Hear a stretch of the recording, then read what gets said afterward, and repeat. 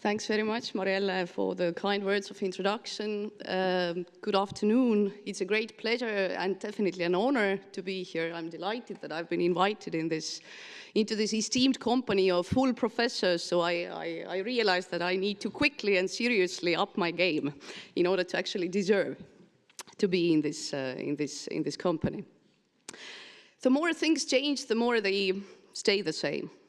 On surface, post-Cold War evolutionary curve from the high hopes of thoroughly transforming the formerly Soviet-bound Central and East European region to the recent re-emergence of anxiety about Central East European states and, of course, certain Central East European states' subtle subversion of the European order and way of life has been nothing short of extraordinary. The combination of undemocratic developments in Hungary and Poland and a general lack of enthusiasm of the Central and East Europeans for solidary burden sharing at the height of the refugee crisis or migration crisis in Europe have brought back the familiar tropes of Eastern Europeans as not quite like us, as cunning schemers and adamant nationalists for some, and troublemakers for the European unity and peace for others.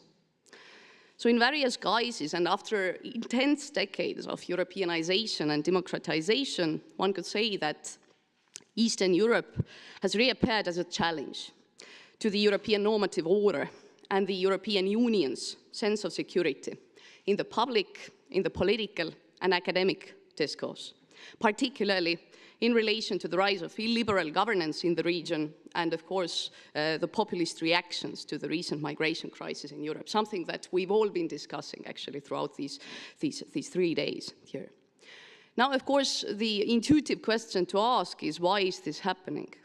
What makes Central and Eastern Europe a particular cause for concern amongst the many struggles the European Union is currently facing, or only just beginning to recover from, if you think of the euro crisis or the migration crisis and the related solidarity crisis and the rise of far-right and populist politics and parties, not just in the region, but actually all over Europe, and last not least, of course, Brexit. So what I would like to do in my 25 minutes or so is to dig deeper for the reasons of the forceful return and reification of what we could call the mimetic wall between Eastern Europe and Europe, by way of thinking through the relationship between, and it's a mouthful, ontological security, ontological insecurity, normative threats, and liminality. And let me just explain each of these terms in turn. So essentially, I'd like to put forth 3 main propositions in the good old Christian Trinitarian tradition. So first, the so-called problem with Eastern Europe highlights the cross-pollination within this proposed conceptual triangle of mine. So first, we get the concept of ontological security, or a sense of confidence or trust about the basic existential parameters of self and social identity. And then there is, of course, the notion of ontological insecurity, the lack of that confidence, the lack of that security as being, the lack of that trust. So it's a mirror notion of ontological security.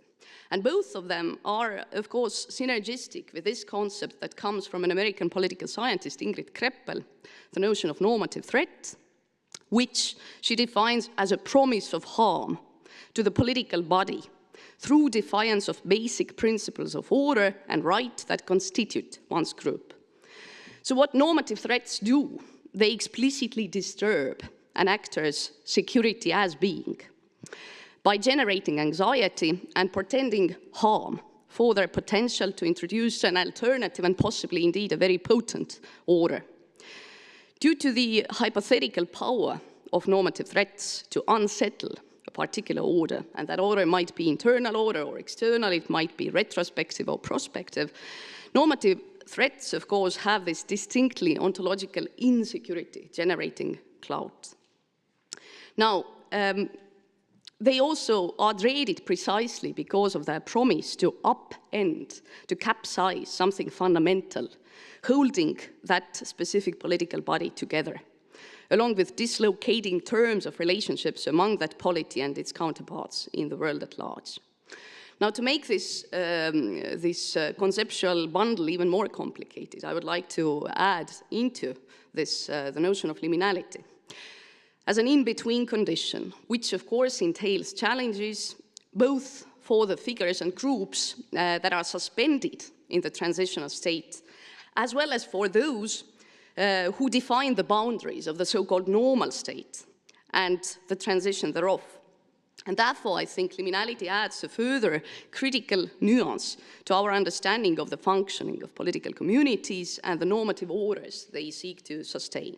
So what I do in this particular paper, I draw on the classical works by Victor Turner, political anthropologist, cultural anthropologist, and more recently a Turkish scholar, Bahar Rumelili. And I maintain that liminal groups illuminate the limits and contradictions of a structure currently in place through their very anti-structural qualities and order upending potential. So liminal actors are by definition ontologically upsetting for the guardians of the existing order. They highlight the existing order's limits and constraints, and they entail a promise of an alternative order. Crisis and social change do not just represent the manifestation of power relations, as Dirk Nabers argues, but they also bring forth the opportunity of the reversal of the present relations by unraveling rather than reproducing the existing structure or the existing order. So I guess you get a sense about where this is all leading to. What I want to suggest is that this unfolding conflict of values between the liberal European mainstream and the Central and East European populist governments and ideologues who are unapologetically focused on their national sovereignty and national values, it appears to be particularly disturbing for the European Union's positive sense of self,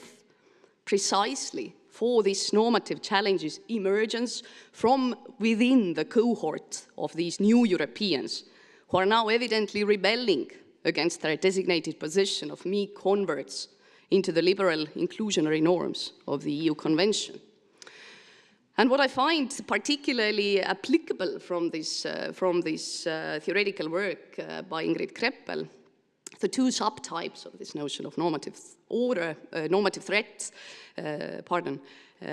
namely transgression and subversion, seem to be particularly illuminating for understanding the contemporary East European predicament. So they prompt grievance and elicit insecurity, respectively, for a fear of being overrun by another that is perceived to be endangering one's particular normative order of things. So normative threats, such as currently the re-emergence of Eastern Europe as a normative threat trope, they function as harbingers of dreaded change in the accustomed ways of life and expectations about the rules governing relationships within a community. Now, the main fronts of this discursive battleground of the unfolding European Kulturkampf, if you will, include on the one side the official bespeakers of Europe. So you have the European Parliament, you have the Venice Commission, you have the European Commission, Frans Timmermans, you have the EU federalists, the usual suspects, the anti-populists of various feathers, and of course you have the academic critics of illiberal models of governance in Central and East Europe. I put just two most vocal out there, Kim Lane-Scheppel and Jan Werner Müller from Princeton University. And of course also the Western European media, mainstream popular icons such as Bono of U2, all highly critical of the brand of Europe propounded by the Eastern Front. Hungary's Viktor Orban, Poland's Jarosław Kaczynski. So on this side you would have the ideological explicators and mnemonic warriors of this particular Eastern discursive circle, who would voice their pro-nation, anti-EU, and often very openly anti-Muslim immigration sentiments. So among them you would also have, for instance, Maria Schmidt, who is the director of the Terror Háza Museum in Budapest, and one of the ideological explainers of Viktor Orban to the rest of the world. in conjunction with the liberal free speech campaigners who seek to serve as sympathetic interpreters in the supposed act of miscommunication between the two sides, whilst, of course, not forgetting to accuse the West European states or the European Union of double standards vis-à-vis the East. And who I have in mind here is Professor Frank Furedi, the emeritus professor of my own alma mater, University of Kent, in sociology, who recently published a book, Populism and the European Culture Wars, the conflicts of values between Hungary and the EU. Okay, so far so good. But my second point, the return of Eastern Europe as a problem or a threat trope also marks the reactivation of a well-sedimented framework of intelligibility regarding the region.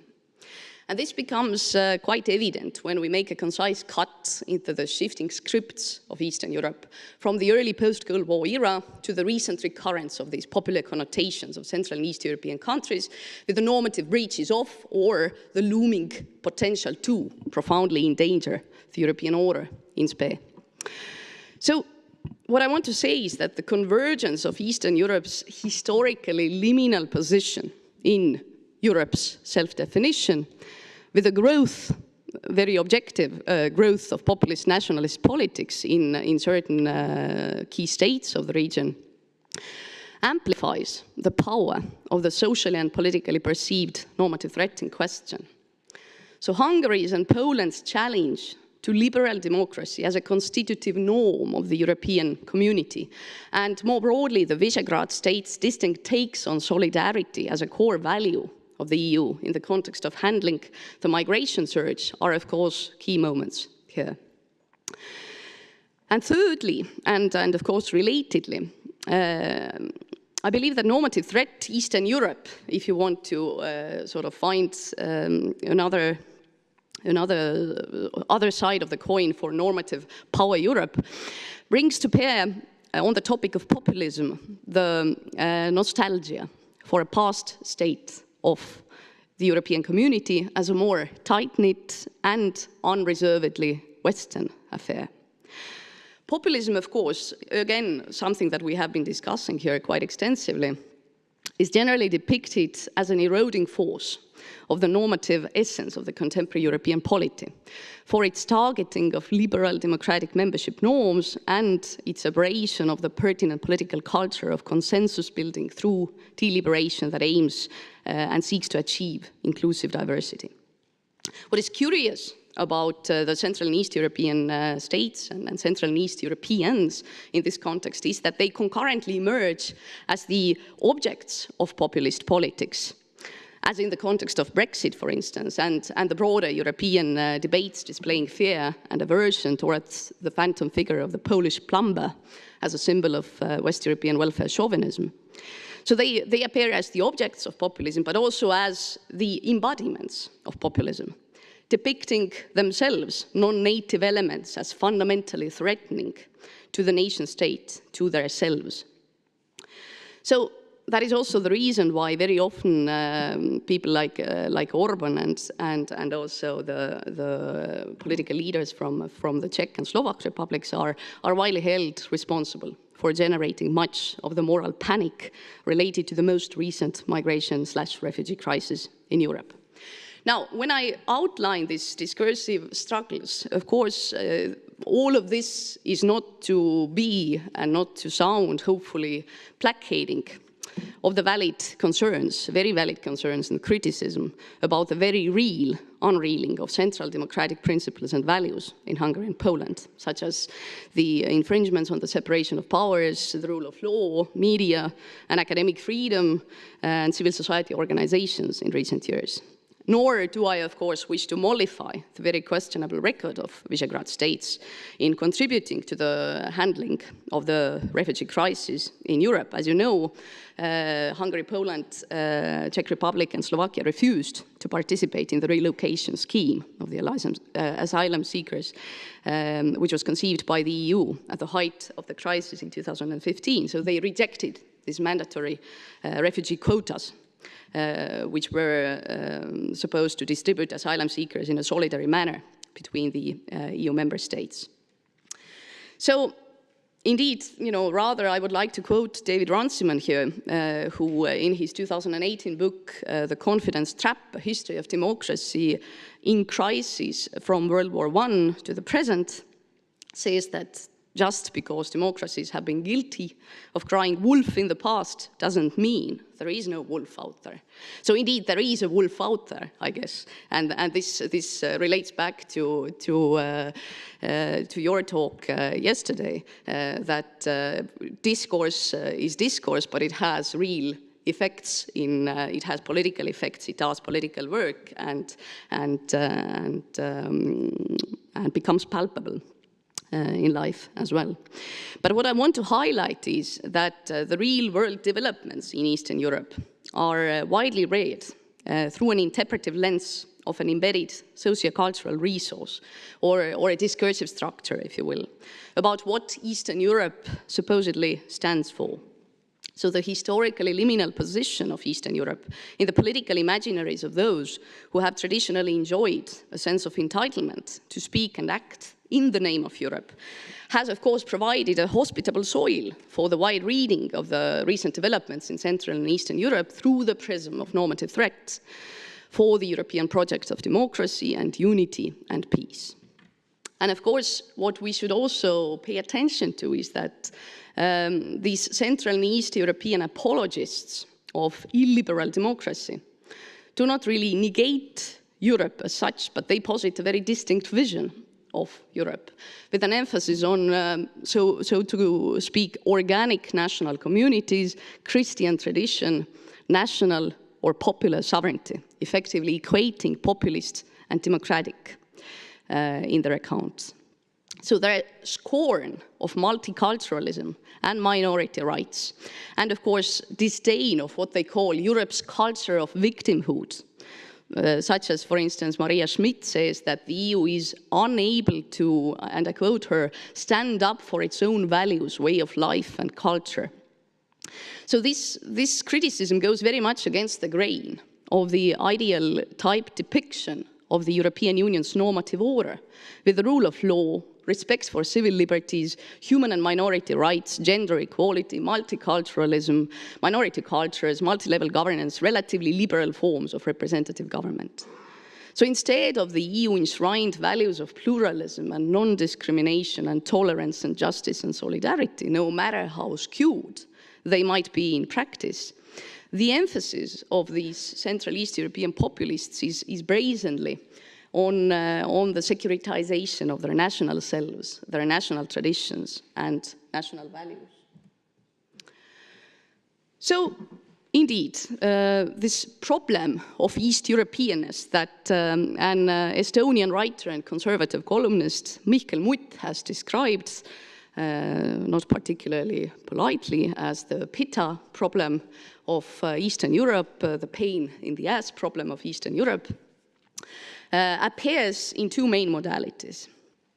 First, it appears as an already materialized harm, and of course, as also the looming promise of further damage in Hungary's and Poland's violation of democratic rules of the game. And secondly, it appears as a threat of the return of a particular normative order that the Europe hopes it has done peace with and moved away from. So this idea that there is this return of nationalism, xenophobia, very much endangers the present self of Europe. And this is seen as something that is exemplified by the very reluctance of certain East European countries to accept refugees and the alleged general xenophobia in these countries. So cumulatively, one could say that the normative threat of Eastern Europe purportedly jeopardizes liberal democracy as a constitutive norm and solidarity as an underlying value of the European community.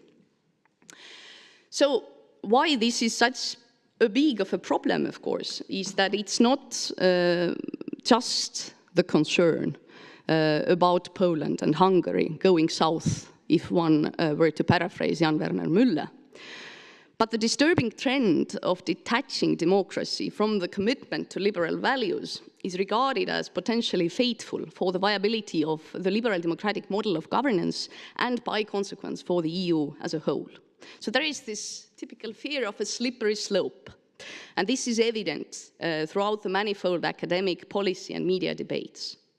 So we get such suggestions that there is a clear threat to democracy at the heart of the European Union in Poland's and Hungary's defiance of the rule of law and legally binding decisions of the EU, and this presents a risk of contagion for the EU, along with the threat that the European Union would thus lose its cohesion, its external clout. And of course, you know, the loss of the academic freedom, all that is happening around the Central European University in Hungary these days is seen as a fundamental threat to European principles, and as some particularly media discourses would put it, to freedom everywhere. Orban's populist experiment is depicted as challenging the moral core of the European project. So therefore, the grim warning that the Western liberal order's apparent collapse in 2016 could turn out to be yet another historic upheaval that began in Eastern Europe, as Jan Werner Müller writes. So what we can sift out from these discourses are basically two uncomfortable questions that underpin this thread of the debate.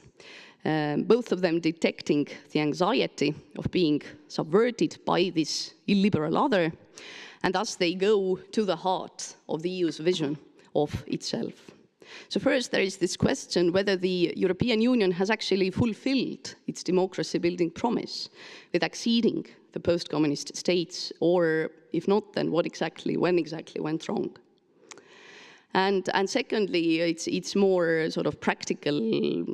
contingent managerial question. Is the European Union really equipped with proper legal and political instruments to intervene in case its members are undermining the Union's functioning principles in practice? And this is something that is being tried out with the Article 7, or the so-called nuclear option, vis-à-vis Hungary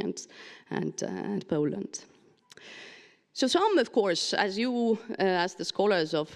the region, and many of you, the scholars of democratization, also know that there is a thread in this debate that finds a quantum of solace in the assertion that in the East European case, actually, there was and there has never been much to hollow out in the first place, as Bela Kreskovits would suggest, because the post-socialist democracies have and have always had a hollow core, accordingly.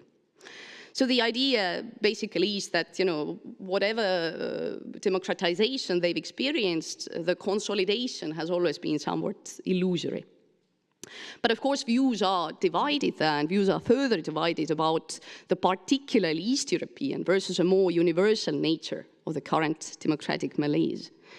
For some, illiberal norms have long cohabited with the liberal ones in the political center ground across the Central Europe, only recently overpowering the former.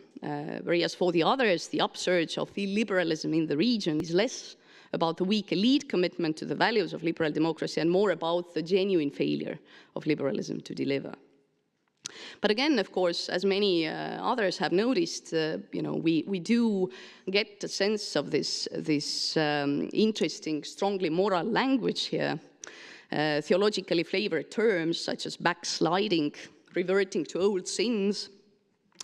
and be that as it may, but the association of wider Eastern Europe with the onslaught and spread of illiberal democracy, of course, evokes profound anxieties at multiple levels. As I said, you know, this illiberal challenge, particularly of Orban's rule in Hungary and that of law and justice parties in Poland, appears as a normative threat of transgression and subtle subversion for the liberal democratic normative order that is underpinning the contemporary European project. The transgression of well-articulated democratic norms and intersubjectively acknowledged standards of behavior in the EU by two of the weightiest Central East European member states of the Union has exposed an internal vulnerability and generated a sensation of harm in the whole of the European community. And what, of course, Hungary's and Poland's evident lack of respect for a set of central democratic principles underpinning this European project illuminates is the EU's attachment to democratic norms. In a way, its deep identitarian dependence on and caring about the acknowledgement and maintenance of the liberal democratic values and principles within the political boundaries of the EU. So this is just to illustrate this lack of solidarity on the East European side, and one of the evocative critics, Jan Kross, historian, another Princeton historian, not mincing words in his criticism about the Polish behavior in that context. But I guess what we need to remember is that historically, again, Eastern Europe has always been constituted as less Europe, rather than anti-Europe or non-Europe. So the region's relative incongruence with European standards, norms, and expectations of behavior and governance has also always been deemed, or at least in the post-Cold War era, been deemed a subject of socialization.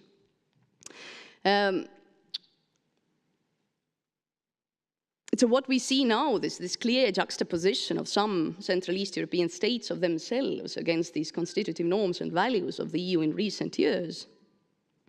demonstrates the very subversive potential of the liminal actors that I started out with. It demonstrates how these actors now really openly embrace their difference, their ambiguity, their in-betweenness, in a way that is very much provoking the current structure, the normative order underpinning the EU community. Okay, so the question is whether or not the promise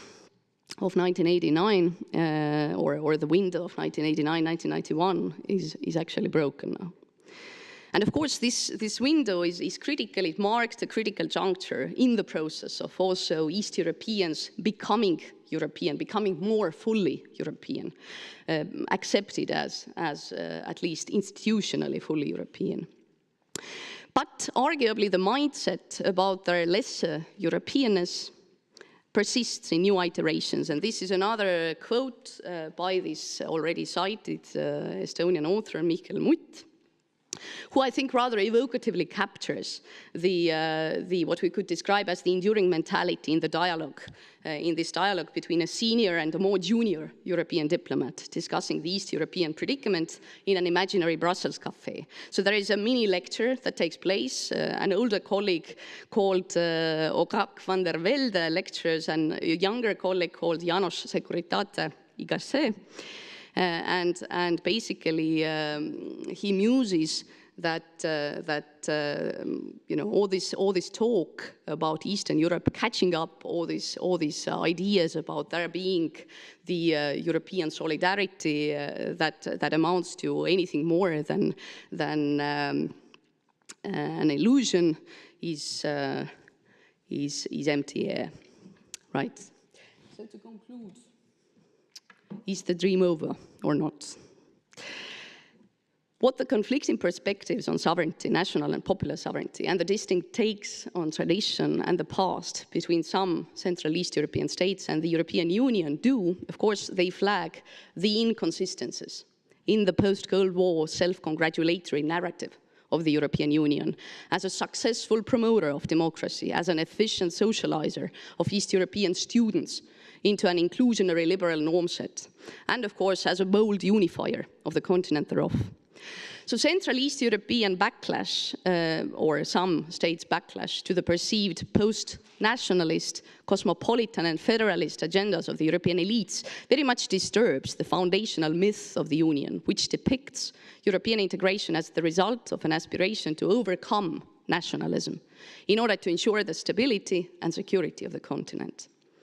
So whereas the European Union's autobiographical myth is breaking with the past, this is understood by the likes of Maria Schmidt and Viktor Orban as one of embarrassed alienation,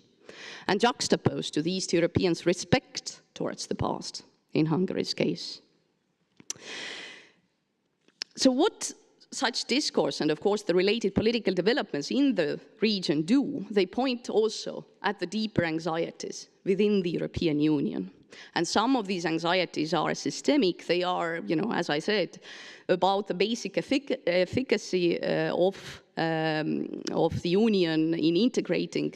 the new members and the legitimacy of the Union, and some are more contingent. They are about the basic uncertainty about how we should defend the European political order from such challenges and of course from the populist and illiberal upsurge. But just to finish off, what does it mean for us as the academic community interested in the region? One can, of course, notice that there is also a palpable resentment for the academic community about Eastern Europe in many ways failing as a laboratory of democratization and normative socialization into the European community of liberal democratic norms and values. So this return of the familiar script of Eastern Europe as a threat of transgression and subtle subversion of Europe's normative order, of course, also provides a routine way for both policy and academic communities to alleviate some of their own anxieties in the midst of these multiple contemporary crises. From the institutional perspective of the European Union, it is as if an embedded identitarian control mechanism has been reactivated in order to escape a paralyzing sense of ontological insecurity amidst the many upheavals the European Union faces from within and external world in this day and age. So, to wrap up, the reappearance of Eastern Europe as a challenge to the European liberal democratic normative order could accordingly be interpreted as a late recurrence of Europe's post-Cold War peace anxieties. It also, demonstrates an endeavor to reinstate the pre-existing objects of fear, systems of meaning, and standards of moral purpose. But yet, as in any discussion about, what makes us as us secure in particular ways, we should remember what scholars such as Christopher Browning and Finnish political scientist Pertti Joeniemi have reminded us about. Ontological security is not just about stability, but it is also about adaptability or openness towards and the ability to cope with change. So what this allocation of meaning to the trope of Eastern Europe and its mobilization demonstrates, it points at a perpetual struggle over power to define what Europe is and, of course, what it should be like. And I will stop there. Thanks very much.